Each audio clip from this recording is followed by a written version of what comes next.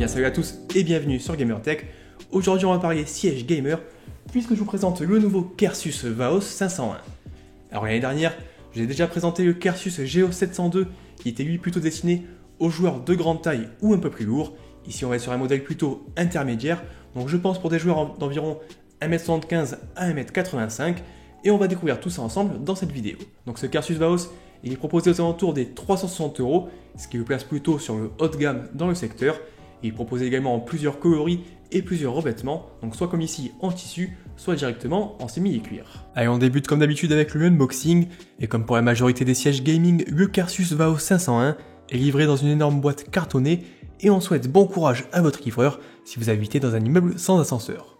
À l'intérieur de la boîte, on retrouve les différents éléments du fauteuil, dont une bonne partie sont déjà préassemblés et parfaitement protégés par des mousses et des supports cartonnés.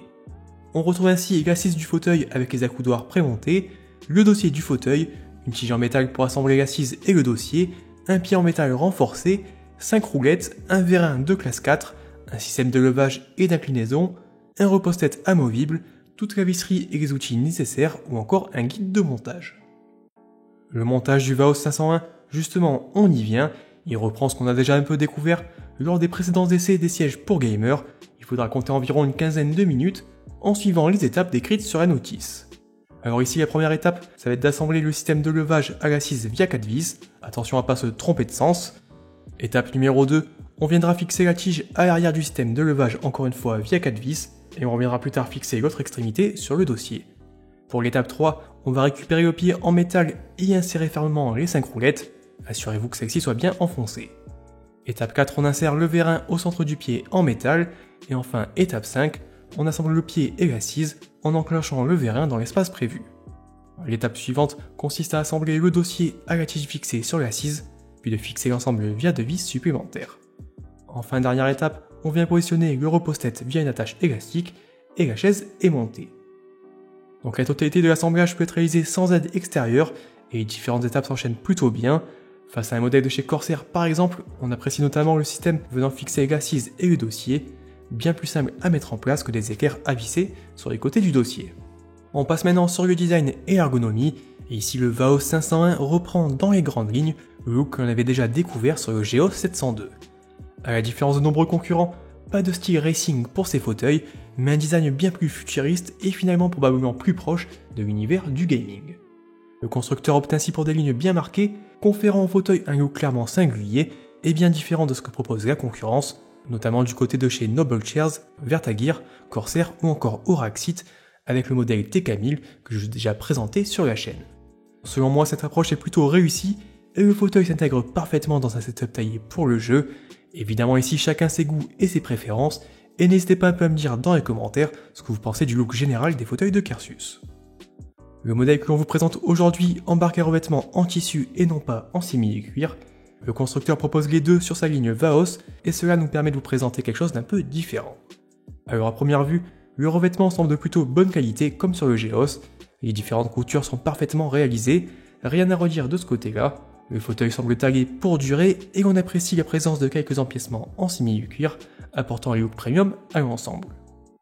Du côté des dimensions, la gamme Vaos se destine comme expliqué dans l'introduction à des joueurs à gabarit moyen à grand. Le fauteuil supporte un poids maximum de 120 kg et présente un dossier d'environ 120 cm de haut, une assise de 48 cm de profondeur ou encore une hauteur comprise entre 43 et 50 cm en fonction de votre taille. L'ajustement de la hauteur du fauteuil se réalise via un vérin classe 4 et une palette placée sous l'assise du côté gauche du Vaos 501. De l'autre côté, une seconde commande permet d'ajuster l'inclinaison du dossier, mais également de verrouiller sa position sur plusieurs angles prédéfinis. Alors ici, pas d'inclinaison à 180 degrés comme chez certains concurrents, mais pour nous c'est pas forcément un problème. Au final, cette option est rarement utilisée, pour pas dire jamais, et clairement si on veut s'allonger un moment, direction son canapé ou son lit, ça sera probablement plus confortable. Toujours sous l'assise, on notera également la présence d'une large molette permettant d'ajuster la résistance de l'inclinaison. Cette dernière sera évidemment ajustée en fonction de votre poids et de vos préférences, si vous aimez forcer ou pas pour incliner votre dossier. En pratique, le système d'inclinaison fonctionne plutôt bien, même si certains utilisateurs pourront favoriser les systèmes notamment utilisés par Noble Chairs ou Auraxit, permettant aussi d'incliner l'assise lorsque l'on se penche en arrière. Le Kersus Vaos 501 se rattrape par contre du côté du maintien des lombaires, avec un système bien plus pratique et confortable que chez la concurrence. Alors ici, pas de gros coussins amovibles, mais une molette permettant de plus ou moins gonfler la zone des lombaires. En pratique, c'est vraiment plus intuitif à utiliser et surtout plus agréable et confortable que ce que proposent la plupart des concurrents. Du côté des accoudoirs, pas de grande surprise avec un système 4D que l'on commence désormais à bien connaître. Il est possible de les ajuster en hauteur, de les faire pivoter, avancer ou reculer, mais également de les rapprocher de soi. La partie supérieure est conçue dans un plastique légèrement texturé, offrant un confort globalement correct mais pas non plus exceptionnel. Un petit rembourrage en mousse n'aurait pas été de trop selon moi. Pour maintenir la tête et la nuque, le fauteuil s'accompagne d'un appuie-tête amovible, également recouvert d'un revêtement en tissu. Il viendra se glisser sur la partie supérieure du dossier et pourra être fixé via un élastique à scratch. On termine enfin le tour du propriétaire avec les pieds et les roulettes. Alors ici pas grand chose à redire avec un pied en métal qui semble évidemment bien plus solide que les modèles en plastique présents sur de nombreux fauteuils. Les roulettes en elles-mêmes présentent une construction soignée avec un revêtement en caoutchouc apportant une bonne glisse et évitant surtout de rayer vos sols. Place maintenant au confort de ce Carsus VAOS 501. Ici on retrouve des prestations globalement assez proches de celles du GEOS 702 avec des mousses visco-élastiques particulièrement denses et fermes. Alors lors des premières utilisations, cette fermeté assumée est toujours un peu déroutante et peut sembler moins confortable que sur d'autres fauteuils concurrents. En pratique, on s'y fait pourtant assez vite et les modèles de Carsus se montrent finalement parfaitement adaptés aux plus longues sessions de gaming.